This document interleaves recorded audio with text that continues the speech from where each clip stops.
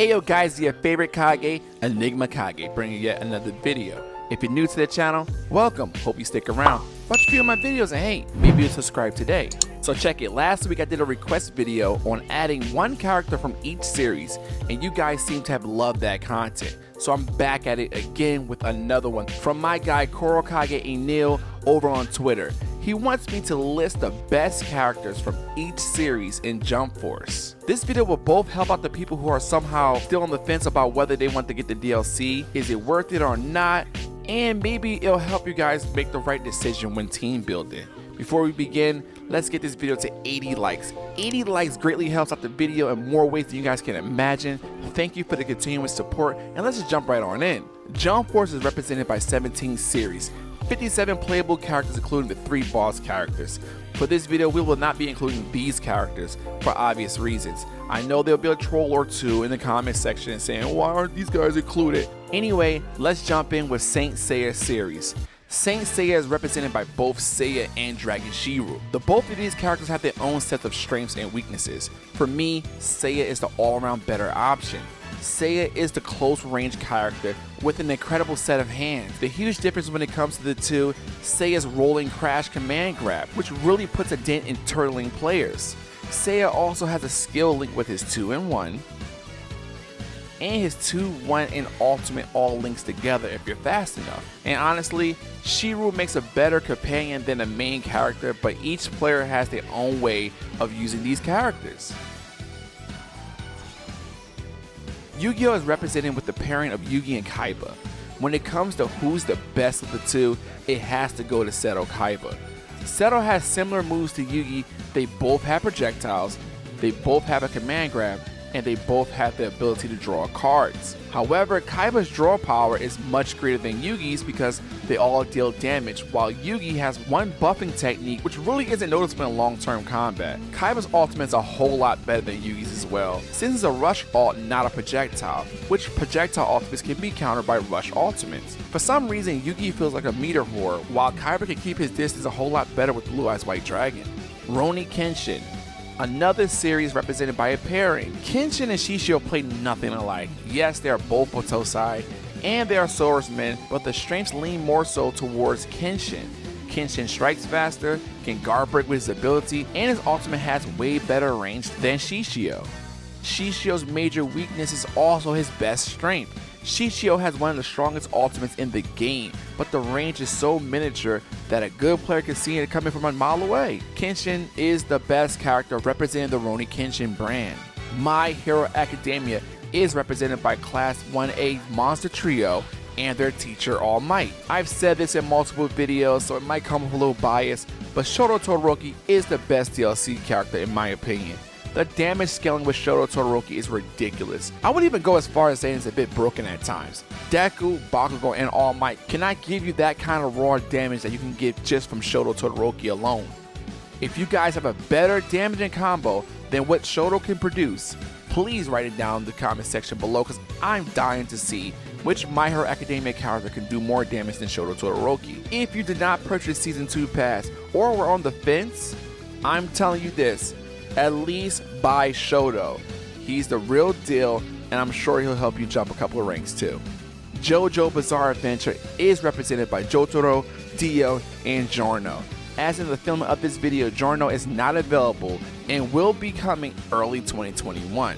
The best JoJo character, in my opinion, has to go to Giorno, and it has absolutely nothing to do with raw strength, because Jotaro Double Star Finger will melt your health gauge. It's the versatility of Giorno and Jump Force. Giorno has the same Muda skill as his father and Jotaro, but where he really shines is the ability to heal. This man can heal up to 15% with the cost of 3 bars. Not only that, his ultimate is a game changer since it's basically a shambles effect or even a reverse gun to the opponent. Hands down, he will be a problem in a few months once he touches down on the server soon. Hunter x Hunter is represented by 6 characters, each possessing unique skills.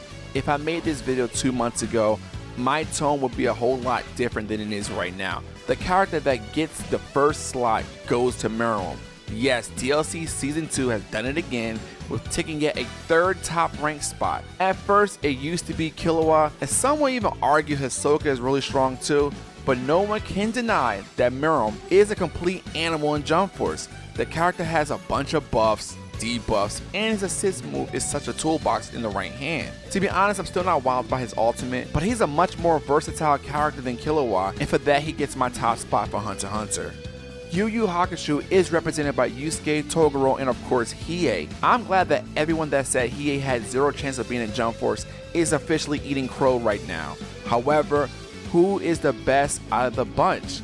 It's safe to say that Yusuke isn't, but Toguro for a long time has been a problem in ranked matches. The man used to be so broken that Spike Chunsoft had to nerf him twice. Even then, the top slot goes to my guy, Hiei. Hiei being able to counter Cell's perfect barrier alone makes him a much more useful character than Toguro and Yusuke. However, if we are being honest, Hiei's kit is stronger than both of them. Hiei has skill linking abilities, a better command grab than Yusuke, and he pairs just as good with others as Toguro does. Down to the final four being the big three in Dragon Ball. Starting first with Dragon Ball. I swear guys, this pick was a tough one because each of these characters are good in their own right. This pick is going to spark some anger because I know who you guys want to be number one, but I'm gonna go with Son Goku. Yes, hear me out. I'm talking from a pure skill aspect. Yes, Cell has the cheap damage with the perfect barrier spamming, but outside of that, his 1 is super predictable, his 2 often misses if you're close enough to him, and his ultimate can be interrupted by a regular projectile?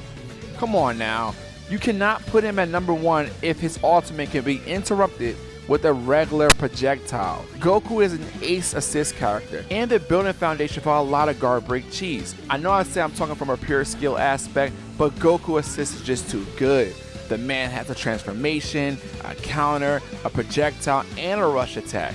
He's the ultimate character when it comes to balancing an individual. It's okay to disagree with my pick as well. Just make sure you tell me why. That's all I ask. Moving on to the Bleach pick.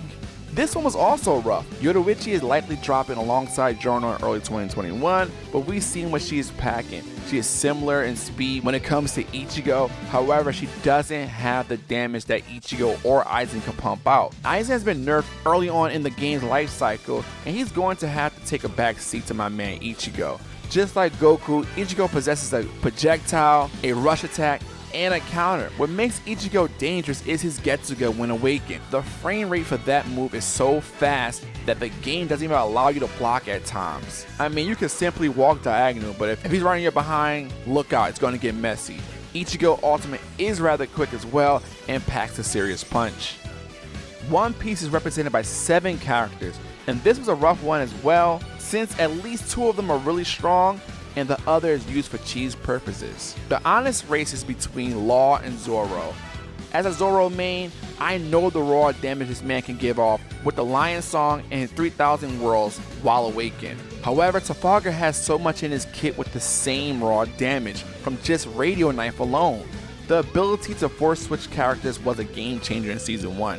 Yes, at times you can pretty much predict when Law is coming due to his room ability, but that doesn't stop him from thrashing you with an unblockable attack or even skill linking with his attack. And finally, the Naruto slot. Naruto is represented by 7 characters, and Boruto is considered under the Naruto umbrella in Jump Force. This pretty much came down to Naruto versus Sasuke for the top spot. Kaguya is a part of my main team, and I know what she brings to the table generally as good, but the combos you can get off with Naruto and Sasuke are unmatched. The top spot has to go to Sasuke Uchiha. Sasuke is a rush style character with the projectile, just like Naruto. However, being able to zone much better and gatekeep with Amaterasu makes him a much more dangerous foe. Sasuke ultimate also does more damage than Naruto when awakened, and he's just much faster. That's every top Jump Force character by series. Make sure to drop a like and share this to a friend. If you have a different list, please share in the comment section below for us to discuss. And as always, I'm Enigma, signing off. Peace, guys.